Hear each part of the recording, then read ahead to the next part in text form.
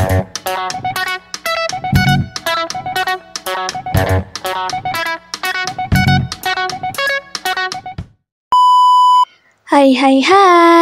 Assalamualaikum warahmatullahi wabarakatuh. Apa kabar semuanya? Ya, perkenalkan, nama saya Mutara Fadila. Saya adalah mahasiswa dari program Studi Pendidikan Agama Islam, Fakultas Agama Islam, Universitas Muhammadiyah Ponorogo. Nah, kali ini saya akan membawakan sebuah podcast nih yang bertemakan tentang profesi keguruan. Nah, di podcast kali ini kita akan membahas tentang bagaimana latar belakang seorang itu sampai pada akhirnya ia memiliki cita-cita atau keinginan menjadi seorang guru. Dan kira-kira apa saja ya tugas atau tanggung jawab seorang guru. Dan kita juga akan mencari tahu apa tantangan ketika menjadi seorang guru, dan kita juga cari tahu juga bagaimana seorang guru ini menghadapi tantangannya. Oke, sebelum lanjut menyimak videonya, jangan lupa di like, komen, dan share video ini ya teman-teman. Dan jangan lupa juga mampir ke channelnya, karena di channel ini juga banyak sekali pengetahuan tentang profesi keguruan. Dan jangan lupa mampir juga ke video teman-teman saya, dan jangan lupa di like. Terima kasih. Oke teman-teman, jadi pada podcast kali ini kita akan mengobrol dengan salah satu narasumber. Beliau ini namanya adalah Ustazah Tri Setianingsih. Beliau adalah salah satu guru yang ada di MI Alam Islamic Center.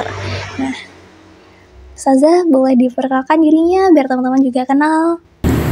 Oke, perkenalkan, nama saya Tri Setianingsih. Apa yang perlu dikenalkan lagi?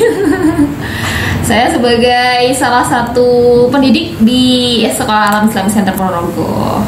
Itu cukup? Gimana nih teman-teman, udah pada kenal kan? Langsung saja ya, kita akan memulai obrolan kita pada hari ini. Jadi gini Ustazah, di sini saya akan bertanya tentang pertanyaan yang mungkin awam ya didengar oleh Ustazah, atau mungkin sebelumnya juga Ustazah udah pernah mendapatkan pertanyaan seperti ini. Jadi apa sih yang melatar belakangi Ustazah sampai pada akhirnya Ustazah memiliki keinginan atau cita-cita menjadi seorang guru, terutama guru PAI nih? Menjadi guru PAI, sebenarnya itu berangkat dari keresahan saya ketika SD. Saya SD-nya di sekolah dasar biasa yang juga di desa ya, di ujung Selahung. Saya mendapati guru PAI itu yang sangat bisa dibilang keras, kasar kepada peserta didiknya gitu. Padahal beliau mengajarkan pendidikan agama Islam kayak gitu, tapi kayaknya keras banget, suka main tangan, suka mukul kayak gitu. Nah, harapannya saya pengen menjadi guru PAI yang mengajarkan agama Islam, yang mengajarkan kelembutan, tapi tidak dengan cara-cara yang kasar seperti itu. Awalnya sih kayak gitu. Oke, mungkin ada nggak sih tokoh atau pengalaman yang pada akhirnya bisa menginspirasi Ustazah untuk memilih profesi sebagai guru ini? Tokoh ada sih, dan saya menemukannya ketika SMA dulu. Jadi sebenarnya SD, ketika SD saya di sekolah dasar negeri, kemudian SMP-nya di Sanawiyah dan SMA-nya juga di Aliyah. Nah, ketika di Aliyahnya itu saya menemukan tokoh-tokoh, oh ternyata ada loh guru-guru agama Islam. Karena kan kalau tingkat Aliyah itu udah dipisah ya, fikih, akidah, terus hurdis dan lain-lainnya itu. Ternyata ketika udah dipisah-pisah kayak gitu, udah dengan guru yang berbeda-beda, ternyata ada loh guru yang ngajarnya itu enak, guru yang ngajarnya itu nggak saklek, guru yang ngajarnya itu ketika ngajarin sholat, ketika muridnya salah itu nggak digaplok, nggak diceples atau yang lain-lain itu.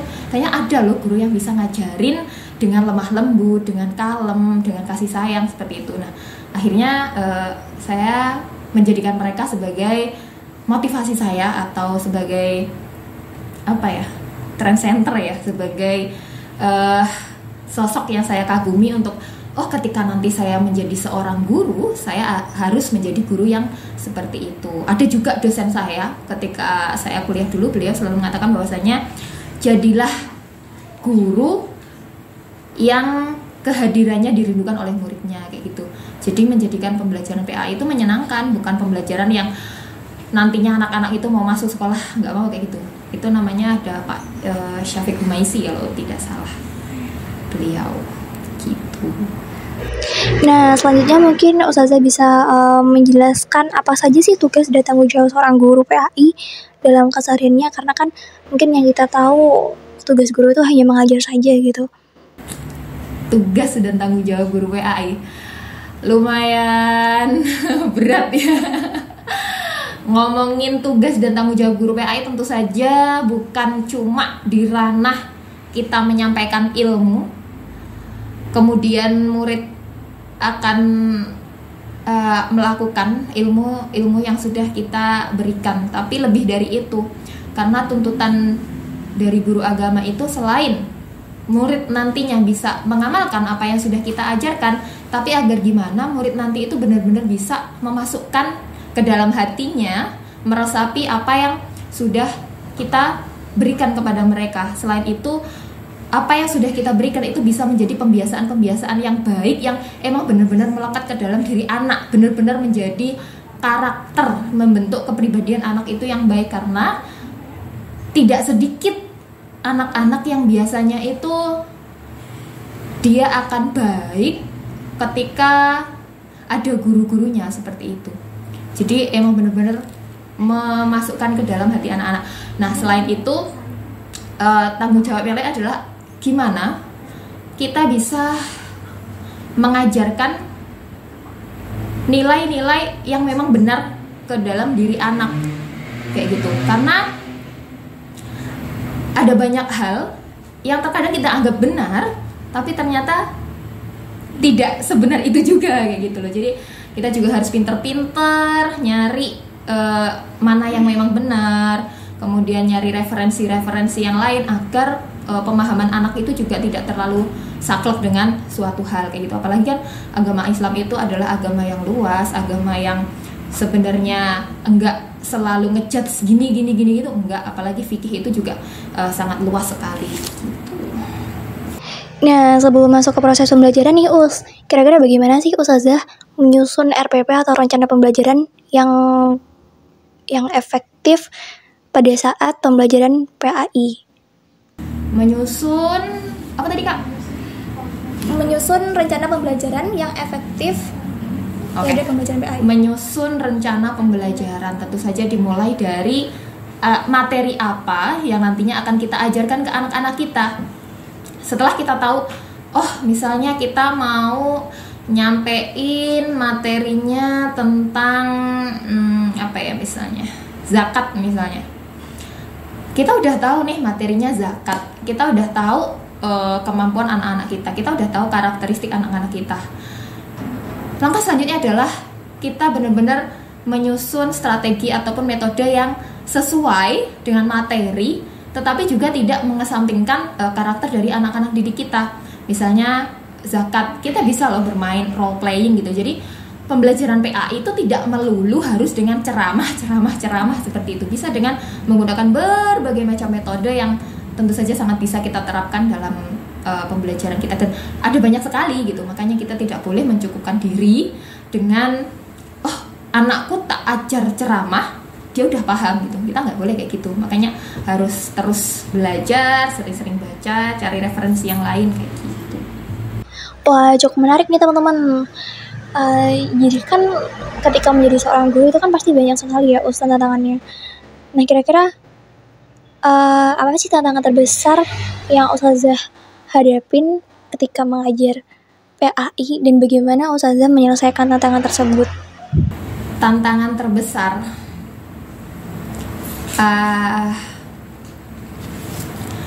mungkin komitmen dari diri anak, terus juga latar belakang peserta didik kita yang juga berbeda-beda, karena kan sekolahnya udah bukan kalau misalnya saya SD dulu itu latar belakang peserta didiknya hampir sama semua, mungkin anak petani di ruang lingkup yang sama dengan dengan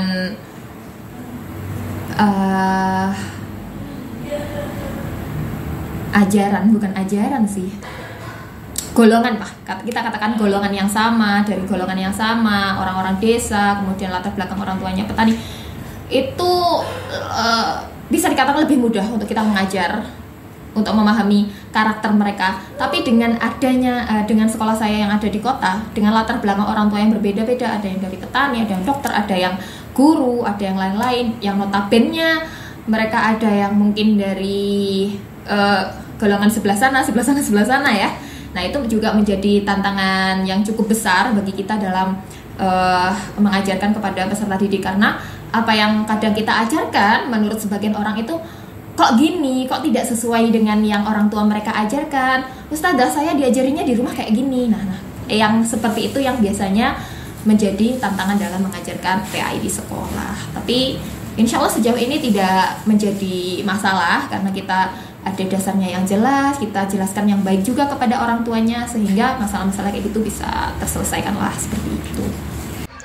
Nah, masuk ke proses pembelajaran nih, kira-kira metode pembelajaran apa sih yang Ustazah gunakan agar pembelajaran PAI ini lebih menarik gitu? Metodenya tentu saja selalu menggunakan metode yang berbeda-beda. Kalau emang bahkan di dalam satu kali pembelajaran pun tidak selalu menggunakan satu metode gitu. Bisa jadi untuk persepsinya kita games dulu, kemudian kita juga pakai metode ceramah, kemudian kadang kita juga bisa nonton video, kita role playing, kita praktek langsung, kadang kita belajarnya di alam. Semua metode bisa kita gunakan dalam pembelajaran PAI agar pembelajaran anak-anak itu bisa lebih bermakna bagi mereka. Mungkin Ustazah bisa memberikan contoh proyek atau kegiatan yang digunakan pada saat mengajar PAI, Us. Proyek PAI, kayak tadi ya, misalnya zakat. Jadi salah satu proyek yang kita ajarkan adalah agar gimana anak-anak itu bisa menghitung zakat. Kan zakat ada macam-macam ya, ada zakat fitrah yang itu emang udah takarannya segitu. Tapi kalau misalnya untuk zakat mal, zakat harta, zakat pertanian, zakat harta benda dan lain-lainnya, itu kita gunakan praktek, kita kasih hitungan langsung, kita praktekkan langsung agar anak-anak itu pembelajarannya bisa lebih mengena kepada mereka masing-masing kayak gitu. Jadi bukan hanya di tahap anak-anak itu paham konsepnya, tapi dia juga bisa mengimplementasikannya dalam kehidupan sehari-hari kayak gitu. Atau minimal karena memang anak-anak ya, meskipun dia belum bisa mengimplementasikannya, dia belum punya harta dan lain-lain, tapi minimal dia udah mulai bisa, oh ibu, kepada orang tuanya, ibu panjenengan iku loh bu, kemarin aku udah belajar zakat, ternyata di dalam zakat profesi yang misalnya penghasilannya ibu itu seberapa toh, aku bantu ngitungin, jangan-jangan nanti ibu udah mencapai haulnya, udah waktunya untuk membayar zakat mal dan lain-lain. Atau misalnya orang tuanya petani, bule, pak lek, atau ibu, bapak, mbah kong, loh, pertanian itu juga ada zakatnya loh, nanti juga dihitung. Kalau misalnya zakatnya itu dari irigasi, yang dari irigasi atau dari air hujan, itu nanti udah beda-beda. Nah, kita juga wajib membayar zakat kayak gitu. Mungkin seperti itu sih untuk proyek-proyek bagi anak-anak. Apakah Ustazah mengikuti pelatihan tertentu untuk meningkatkan keterampilan mengajar Ustazah? Iya, saya mengikuti berbagai macam pelatihan karena sekarang itu udah banyak banget ya pelatihan-pelatihan online bagi guru, webinar-webinar kayak gitu. Selain pelatihan-pelatihan, saya juga aktif juga di perkumpulan guru Ikatan Guru Indonesia. Saya tergabung di IGI Ponorogo. Di situ kita juga sering sekali sharing together, karena sebagaimana tagline-nya sharing and growing together. Jadi ya kita tidak boleh menutup diri dengan kemajuan-kemajuan teknologi, dengan pengalaman-pengalaman orang di luar sana. Jadi menurut saya itu juga sangat penting sekali untuk kita terus aktif mengikuti pelatihan dan juga workshop di luar sana kayak gitu. Menurut Ustazah sendiri nih, seberapa penting sih pelatihan atau workshop ini bagi pengembangan profesional seorang guru PAI? Nah itu tadi ya, sebenarnya udah terjawab. Jadi sangat penting banget, karena ketika guru itu dia udah mencukupkan dirinya dengan apa yang dimilikinya, ya dia nggak akan bisa berkembang gitu loh. Karena ketika dirinya udah merasa cukup, mau di luar itu ada apapun yang harusnya bisa masuk ke dia nggak akan bisa masuk gitu. Makanya sangat penting sekali untuk guru terus belajar, terus mau mengembangkan dirinya biar nggak menjadi guru yang gitu-gitu aja gitu. Karena di luar sana itu ilmu pengetahuan itu pasti sangat dan selalu berkembang seperti itu. Nah, kira-kira apa nih tantangan terbesar yang Ustazah hadapi dalam menjadi profesi guru ini? Mungkin tantangan yang di luar siswanya ya, Us? Tantangan terbesarnya kadang dari dirinya sendiri malahan. Karena nggak bisa dipungkiri, kita sebagai guru, kita juga sering merasa capek. Kita kadang juga merasa kufur dengan diri kita sendiri. Yang paling menjadi tantangan adalah ketika kita harus menyampaikan apa yang sebenarnya kadang belum sebaik itu juga di diri kita. Tapi bukan berarti juga itu membatasi diri kita gitu. Karena kadang ketika kita akhirnya oh iya, kok aku ngandani muridku gini sih, padahal sebenarnya aku belum melakukan itu gitu. Tapi jatuhnya akhirnya nanti kita introspeksi diri, oh ya aku loh ngandani kayak gini ke murid-muridku, maka harusnya aku juga menjadi pribadi yang lebih baik lagi. Aku senantiasa memperbaiki diri gitu. Jadi sebenarnya yang menjadi tantangan itu juga diri kita, tapi seiring berjalannya waktu, tantangan itu yang akhirnya juga menyadarkan diri kita, yang menjadikan diri kita menjadi pribadi yang lebih baik lagi. Terkait evaluasi nih, Us, kira-kira bagaimana sih cara Ustazah mengevaluasi efektivitas proses pembelajaran? Evaluasi proses pembelajaran tentu saja dengan LKPD ya, lembar kerja peserta didik. Dengan itu bisa juga dengan survei yang kita kasih ke anak-anak. Surveinya itu nggak harus melulu kuesioner dan lain-lain. Kita bisa melakukan survei simple, singkat. Misalnya kita tanya ke anak-anak, gimana pembelajaran hari ini, seberapa persen kalian paham, kita tanyain materi-materi kita hari ini. Pokoknya harus selalu melakukan evaluasi dalam pembelajaran, dan evaluasi itu bisa bermacam-macam tergantung kebutuhannya kita gitu. Ngomongin tentang dampak nih, Us, kira-kira adakah feedback atau apa ya, imbal balik dari siswa atau mungkin orang tuanya yang sangat berkesan untuk Ustazah? Ada, alhamdulillah saya sangat merasa terkesan. Bisa juga dikatakan apa ya, alhamdulillah, kesyukuran kita ya, bukan keterkesanan kita terhadap diri kita, tapi kesyukuran kita ketika apa yang kita ajarkan kepada anak didik kita akhirnya benar-benar melekat ke dalam dirinya, benar-benar dicakkan, benar-benar dilakukan oleh anak didik kita, seperti itu. Dan itu menjadi kebahagiaan yang sangat luar biasa sekali loh bagi seorang guru ketika kita melihat murid kita yang awalnya mungkin kurang, terus akhirnya dia mau bertumbuh, yang awalnya dia nggak semangat belajar, terus akhirnya dia mau berbenah menjadi pribadi yang lebih baik lagi. Seperti itu. Mungkin Ustazah bisa menceritakan momen atau salah satu cerita yang menunjukkan dampak positif dari proses pembelajaran yang telah Ustazah sampaikan terhadap siswa. Oke, dampak positif. Bisa jadi ini hanya perasaan saya saja, tapi saya menganggap itu adalah dampak positif terhadap siswa ya. Misalnya gini, ada banyak sekali anak-anak yang bisa dibilang dia itu troublemaker, atau anak-anak yang bahkan udah dicap dia adalah anak-anak yang negatif, yang pembuat onar, yang nakal dan lain-lainnya. Padahal ternyata anak-anak tersebut adalah anak-anak yang butuh perhatian, butuh disentuh lembut sama kita, butuh kasih sayang oleh guru-guru yang mau peduli sama kita. Nah, makanya dari situ, dan saya menemukan gitu loh, murid yang awalnya itu dia troublemaker itu, tapi ternyata ketika kita udah tahu hatinya, udah tahu kepengenan dia, karena kadang biasanya anak-anak itu cuma cari perhatian aja, dia perhatiannya kurang. Nah, disitulah pembelajaran PAI masuk, mulai dari sirahnya, hadisnya, akhlaknya, dan kita mengajarkannya dengan cara-cara yang baik, dengan cara-cara yang lemah lembut. Makanya akhlak seperti ya Rasulullah ajarkan itu bisa masuk ke dalam diri anak-anak kayak gitu.